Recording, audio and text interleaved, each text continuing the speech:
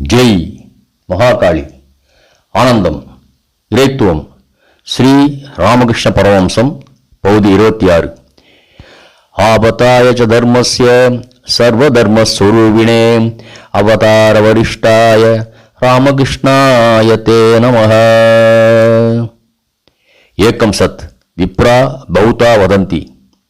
ஒன்றேயான உண்மை பரம்பொருளான கடவுளை அனுபூதியில் கண்டவர்கள் அவரவர்களின் அனுபவத்திற்கேற்ப விளக்கி வருகின்றனர். சென்ற 25ஆம் பகுதியில் ஸ்ரீ ராமகிருஷ்ணர் நன்மை தீமை எல்லாம் இறைவனே செய்கிறார் என்றும்,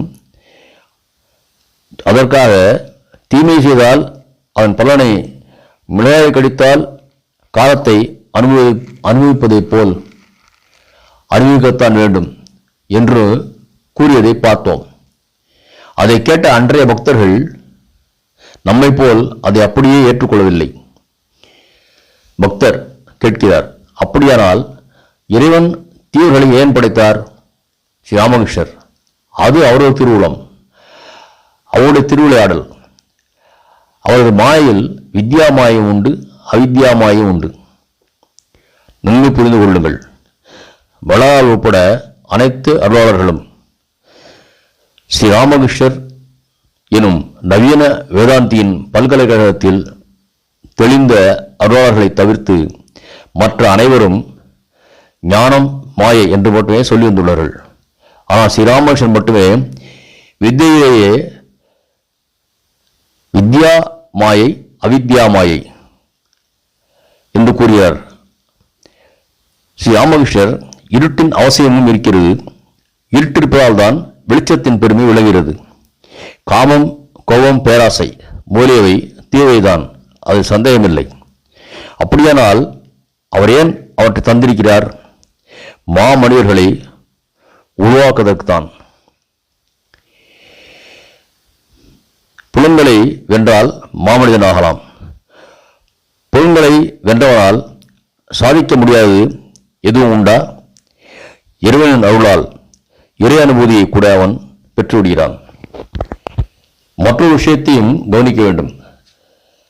காமத்தால் தான் இறைவனின் படைப்பாகிய திருவிளையாடல் தொடர்ந்து நடைபெறுகிறது.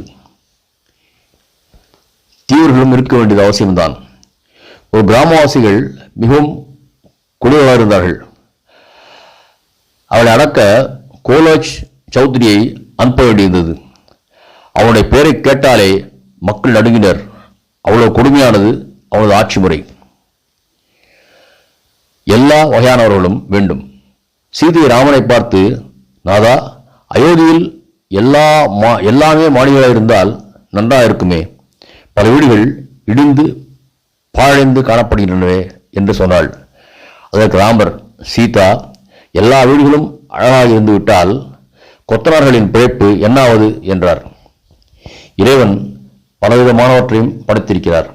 நல்ல மரம், தீய மரம், அவற்றுடன் கலையும் படைத்திருக்கிறார். மிருகங்களிலும் நல்லவை தீயவை என்று எல்லாம் இருக்கின்றன.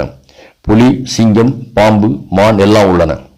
பக்தர், சுவாமி, இலவத்தில் இருந்து கொண்டே இறைவனை அடைய முடியுமா?